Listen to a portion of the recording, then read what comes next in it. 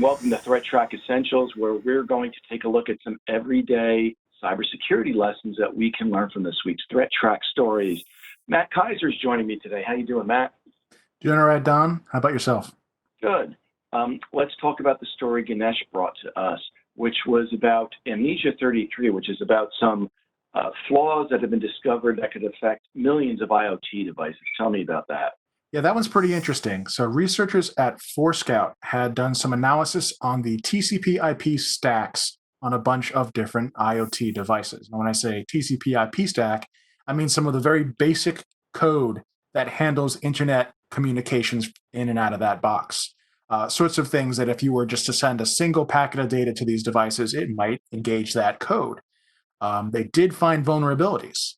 Some of these have the potential for denying service. Others have remote code execution possibilities, which makes them very dangerous because when you're that low down in the stack, it's possible to very easily, very simply craft packet payloads that will cause problems that may not even be detectable. And certainly the other problem with that is it's such a core part of the IoT code that patching it it's a bit of a problem. We know that there are problems with IoT devices and patching already, but having such a core library or core function of the OS be compromised this way is very concerning. So if patching is difficult, which is normally what we say, is to patch the software, patch the device. If that's problematic, what are the other choices? The other choices are to mitigate the problem by taking those devices offline or putting them in some sort of closed network that you know some other level of access is required in order to interact with them. You can reach out to vendors if you're concerned that the TCP/IP stacks that were tested may be in a product that you use. If you have devices and a test lab in which you can test them, there is also a script available from Forescout that would allow you to test for these vulnerabilities on your own. We recommend, and so does Forescout, that you use this in a lab environment only because they could be impacting to actual processes. If you were to say, test this on something that was the core of your network or some very important function of yours, there's no guarantee it's not going to knock it offline or worse. Now, you brought us a story, probably the big story of the week, about a supply chain attack, a really big attack. Tell me briefly what that's all about. Sure thing. So this started off as the compromise of FireEye, a very well-known security vendor. That was the start of the story about a week ago. It has since evolved into a larger story involving SolarWinds. Now, SolarWinds offers IT monitoring and management software.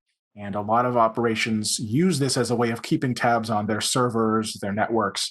Generally, if you have a wall board somewhere that has red and green showing you the status of the network, there's a chance you've got SolarWinds running in some capacity. Now, SolarWinds Orion in particular, it appears, was compromised by a very highly resourced, possibly nation-state level attacker.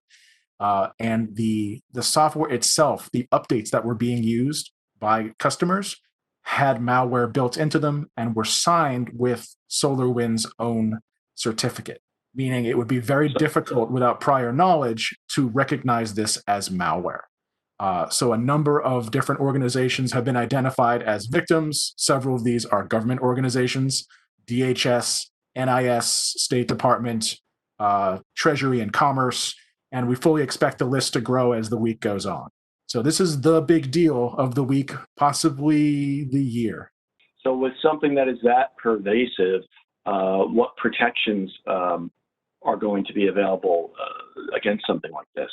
So SolarWinds is providing updates, which you should definitely keep an eye on if you are using the SolarWinds Orion software. Definitely check out their blog post about it and which versions are affected. There are also indicators of compromise that would indicate that someone has been active in your network using this malware.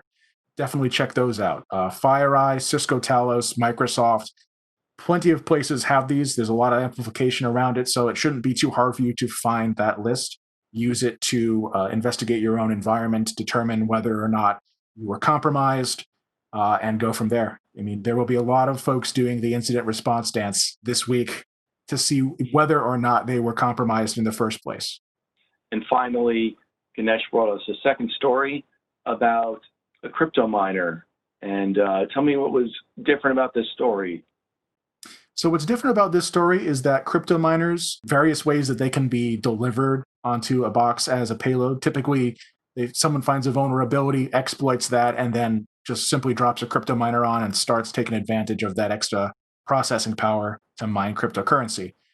In this case, the interesting thing was that PostgreSQL is the service that was compromised. It seems to be a fairly uncommon method of delivering this. That vulnerability, Ganesh had stated there's some contention as to whether or not it's a real vulnerability, which is interesting to me.